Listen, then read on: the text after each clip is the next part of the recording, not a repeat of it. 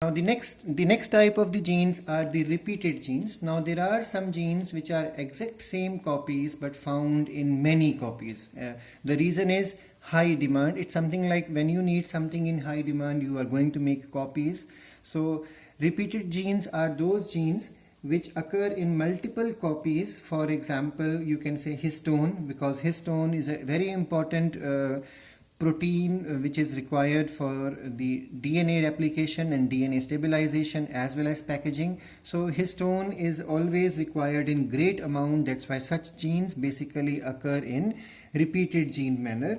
And then you can even say the tRNA formation gene, rRNA formation gene. These all genes are important.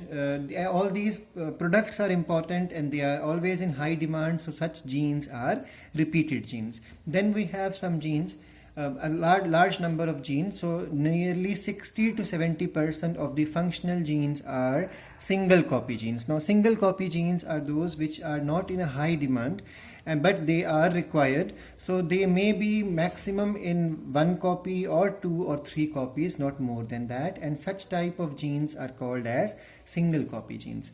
Now the next one are the pseudogenes. Those genes which have homologous structure, or you can say they have the homology to the functional genes, but they fail to express, they fail to produce functional product because of some intervening non-working portions are there, or maybe because of some insertion which has occurred, or maybe because of some deletion has occurred. So because of anything, these genes have become non-functional, but they are very much similar in their composition or in their codon reading, just like a functional gene. That's why these are called as pseudogenes or false genes. Example, snRNA synthesizing genes are pseudogenes. Now that's why this RNA is not going to cause any formation of protein or nothing else.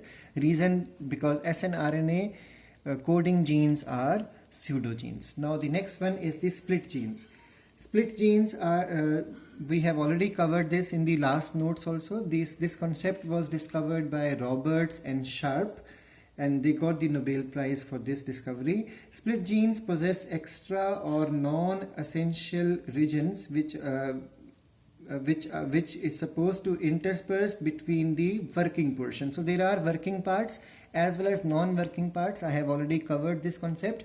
The non-working parts is called as the introns and the working portions are called as the exons. So such genes are called as split genes. They are huge in number in the case of eukaryotic machinery, and they are very few in the viral as well as bacterial system. So virus and bacteria are the organisms in which split gene formation started, and the course of evolution happened in such a manner that the number of split genes have increased to a huge number in the eukaryotic machinery. So human also carry great number of split genes.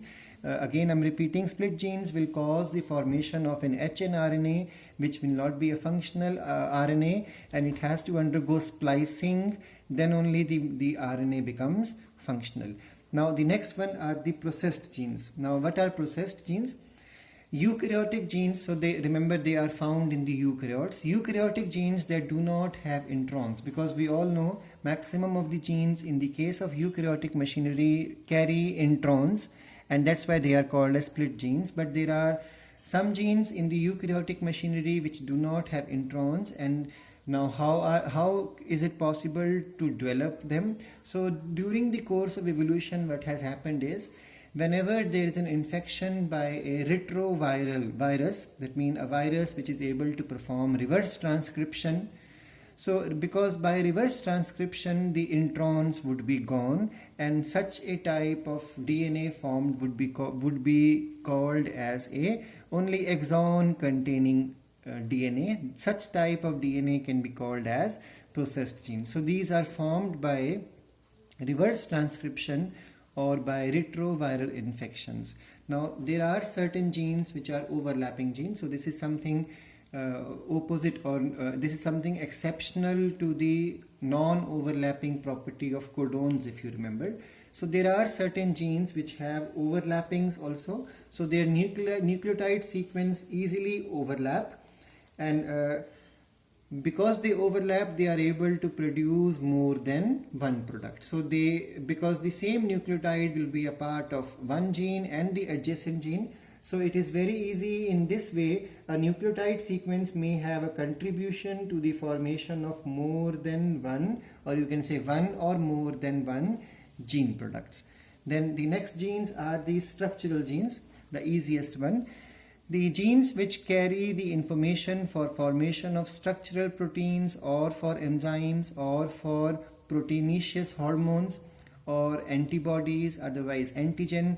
All these things are proteins if you pay attention. So those genes which cause the formation of protein through the formation of messenger RNA, those genes are called as the structural genes. So these genes have encoded information for all these chemicals, basically proteins, through the formation of messenger RNA. So these are called as the structural genes. Now, there are genes which control the functioning of the structural genes. So such genes are called as the regulatory genes. So those genes which are not meant for formation of proteins, because they are not part of structural gene, but they control the structural gene, are called as the regulatory genes. And the important regulatory genes I have mentioned here are promoter, terminator. We have already covered promoter, terminator, operator and repressor will be doing later on in this chapter itself. So these are all examples of regulatory gene, because they control the expression, they control the speed, and then switching on, switching off of these structural genes. The next category is the transposons. Transposons are also called as jumping genes, or they are also called as mobile elements in the DNA. And these are the segments of DNA which can jump or move from one place in genome to the other place in the genome. So they are able to jump in the genome. And they were first discovered by McClinton in 1965. And remember, the transposons basically found in the humans they belong to the LU family. This doesn't come basically in your syllabus. And remember, transposons cause mutation. This is the main thing. They cause mutation like insertion, deletion, translocation. Remember, a jumping gene can cause switching on of a cancerous gene also in us. So that can start a tumor or cancer in the human.